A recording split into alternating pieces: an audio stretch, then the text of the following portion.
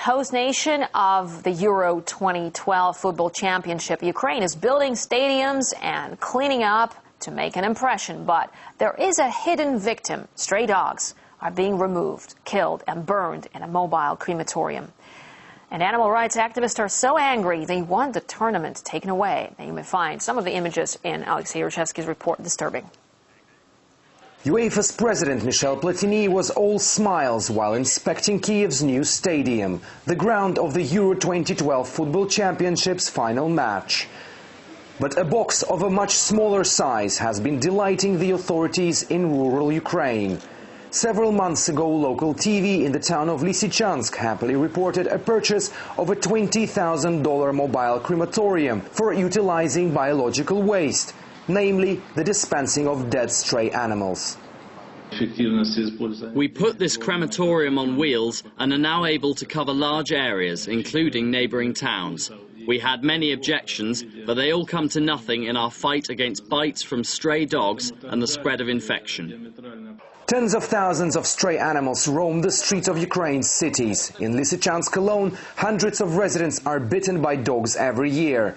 The town's authorities planned to first shoot the animals dead and then destroy their bodies in the mobile crematorium.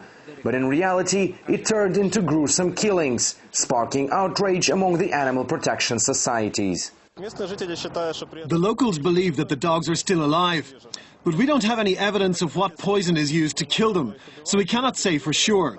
The only efficient way of regulating the number of these animals is to sterilize rather than to kill them.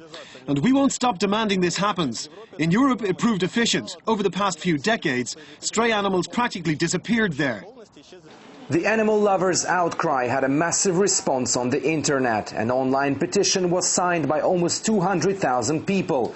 Some of them suggesting Euro 2012 should not be held in a country that is so cruel to its creatures. The demand to cancel Euro 2012 is not unexpected.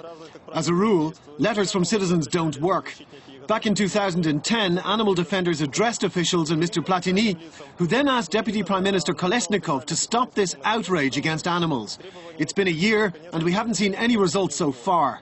And it has been a sustained campaign at getting UEFA's chief to use his influence to stop this cruelty.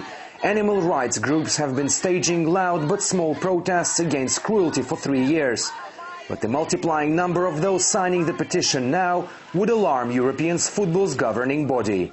At first, there had been strong doubts about Ukraine's ability to host the championship. Some had even suggested it be moved elsewhere.